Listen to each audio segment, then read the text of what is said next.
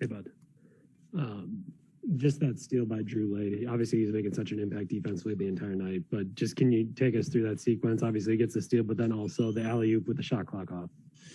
Yeah, no, I mean, I thought, the steal earlier in the game was a big play. And then the steal late, just, I think it's just an instinctive play. He's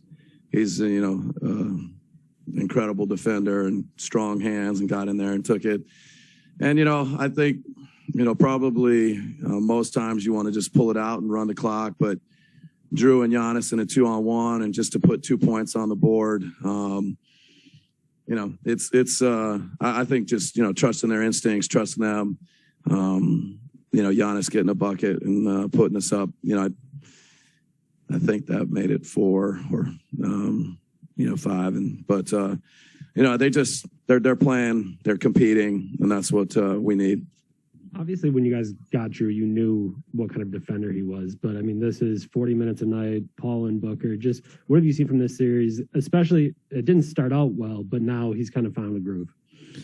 Yeah, no, I mean, I think, his ability to impact the ball, just make everybody uncomfortable. You never know when he might, get a steal, get a deflection. I think it all just adds up. And, he had a huge stretch there. And I think his stretch was maybe the third quarter. But all three of the guys, Giannis, Chris, Drew, all making plays defensively, stepping up offensively. But, yeah, Drew's impact defensively, it's a big part of the reason why he's such a good fit with us. Rohan, you're on the right. Mike, going back to that steal, it was a pretty risky play. I mean, Booker was doubled in the paint. Drew's coming off his man.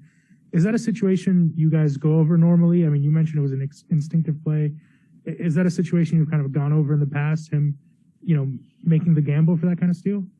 No. Again, I think just trusting their instincts and, he can cover a lot of ground both directions. And I thought there was a good crowd. There was a lot of activity around Booker. And, so it's one of those things. That's the game. That's the way the game's played. If Booker kicks it and they make a shot, then we might feel differently. But, players have to make plays, and Drew made a huge play there. And I think that's what we want from our guys. And just a quick follow-up. Obviously, the game tightened a lot in the last 2 minutes after you had that big lead. At any point, do you have a conversation with your guys about keeping their composure in that moment, not getting caught up in their run, or does that ever come up in a moment like that? I mean, I think they just, they've been in a lot of close games. It's a very mature group.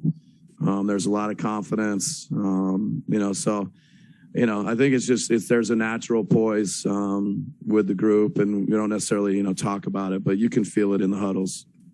Tim on the left. Mike, you guys have been waiting for for Drew to have a game like that offensively. At the start of the second quarter, when you had that group in there without Giannis, what did you see that allowed everybody to get going, and in particular his play there to kind of get you guys back in the game? Yeah, I thought there was a couple stops, and, he was able to just, get to some good spots. I think Brooke and Bobby coming and screening for him in transition. And, it usually starts with our defense. That group, I thought, played really well defensively. And Connaughton, hit some big threes. I think, he was in that stretch. But, Drew, I think, just felt like, they'd made every shot in the first quarter, and we felt like it could, balance out. But to start the third with Giannis out and Brooke and Bobby as our bigs and Drew just to get going, I think it's just, the screening on the ball, him attacking. That's usually what creates it for us. Melissa in the middle. Speaking of that first quarter, obviously the Suns came out blazingly hot. I'm curious, did you or did one of the players say something to kind of like turn the tide before the second quarter? No, I mean, I don't. But I mean, we did just kind of, acknowledge like they've shot it incredibly well. If you've been in a lot of basketball games, those things can kind of even out. And, if they could keep shooting it at that clip, it was going to be a tough night. But we felt like defensively we could get better. We could limit them a little bit more. And then offensively, if we're getting stops, and that's when we're at our best. So there was a moment where it's just, they played well. You acknowledge it and say, we got a lot of time left. There's a lot of clock. Let's just start getting stops and playing. Over to Peter on Zoom. Next question will be from David Aldridge. Bud, you had a ultra big lineup on at times with Middleton at point. I wonder what did you guys see to get that lineup on the floor tonight? Yeah, I think there was, the first quarter, they threw a big punch, a little bit of foul trouble for Drew. So I think, our substitutions got just a little bit kind of off, giving Drew a little bit of a break with the second foul. Giannis played the whole first quarter. And so then, as we talked about a second ago, we rested Giannis. And then it was time to give Drew a little bit of a break. He's doing so much defensively, and Giannis and Chris are such great ball handlers. We just decided to let it roll with those two guys kind of handling the ball handling while Drew just took a quick break, kind of mid-second quarter or whenever that was that we had that big group out there. Over to Jim here on the right. Hey, Mike, going back to the second quarter, you go on an 11-3 run, Money calls timeout. Was there a thought there? I mean, I would imagine normally keeping Giannis on the bench is not the first thing. I mean, did you have to kind of fight that a little bit because how well that group was going? What was your, decision making there in that timeout specifically? Yeah, that group had a good run, and to let them go, and to know what we need from Giannis at the end of the game. So if you can steal some stretches where the team is playing well and he gets a break, that's important for us to find. And you're never sure, but it just, hopefully we could keep that momentum and we could send him to the table quickly. But that group just continued to play well. And then I felt like he sat at the table for quite a while, and we kind of continued the run. And so he got an even longer break. You would have to win one here to win an NBA championship. Going home now 3-2. Can you speak to what that means and obviously what kind of setup you have here in a couple of days off to do that? Yeah, I mean, going home to our fans, going home to Milwaukee, is a great opportunity for us. But you got to go out and play. It's at this point, you could feel it tonight. The high level basketball on both sides of it, it's going to be the same in Game 6. Both teams are going to come out, expect really, really good basketball, and we're going to have to compete defensively. We're going to have to make plays, play together. It's more about that, but it's to be going home to our fans. Fiserv's been rocking. It's been huge for us. We're excited for our opportunity in Game 6. Sam in the middle. But you talk about it a lot, but Giannis's ability to stay in the moment and when you're missing free throws and when the crowd's getting after you, to not lose the aggression, and he misses those too late, still is running the floor, and Drew finds him for the oop.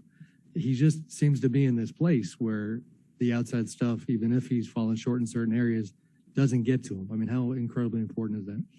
Yeah, I mean, I think he's just a great competitor. He wants to do anything to win, and he's not worried about the noise or worried about. He is so incredibly focused on winning and making plays for his teammates and delivering. And he's really worked on all of that, kind of the mental side and staying in a good place. And I think a couple of free throws, they were good. They felt good, looked good. And we keep saying it. The more he gets to the line, the better. We love it when he gets there. He's going to make a bunch of them, and we believe in him, and we just believe in the competitor. He's going to make plays that help us win. Eric up front. I was going to speak to composure as well. First quarter, you guys have 7 turnovers, and then it felt like all the ball handlers really handled that double team that they were throwing. I felt like at the start it didn't go so well, but then they kind of figured it out. What did you see from your guys to handle that double and handle that? Yeah, I mean, the aggressiveness for them coming out of the gate, they were up and in and just, trying to make it difficult. And, there's things that we have to do to, Chris, we got to screen for him, Giannis screen, Drew attack. I think they just got into, a little bit of better understanding of what we need to, play some handoffs and different things like that. And they understood it. They felt it, I think, after the first quarter, and then they executed well. Over to Peter on Zoom for 2 more questions. Next question will be from Stephen Watson, followed by Davide. Hey, Coach. When you think about the opportunity that you guys have in front of you, what this means to the city of Milwaukee, what are you going to take advantage of the moment? When you think about what this means to this city and to this team, what are you looking forward to about the moment? I mean, we just got to go play game 6. It's a great opportunity to go home. You know, we'll keep our routines. We'll prepare. We'll get ready. You just got to go play basketball. You got to find a way to win a game. And the fact that we're home and we have the support of our fans, the support of our city, it's important. It's going to be meaningful. But you got to go make plays. You got to make things happen defensively, make things happen offensively. And, you know, our guys, I think, are, you know, they'll be ready to do that. Hey, Coach, how much do you think the experience you guys had in the past 2 years in these playoffs help you make it to this point in which you guys are one win away from the championship? Yeah, I mean, you know, every team has a different journey. Players have different journeys. You know, so I certainly feel like, you know, what we've been through this playoffs, you know, every team, you know, that it advances, you feel like you're better because of the competition you just went through. And what we've been through the last couple, 2-3 years, you know, it's prepared us, you know, to be in this moment and play and execute both ends of the court. You know, so I think it's just part of our journey and we still got a ways to go. Thanks, Coach. Thank you.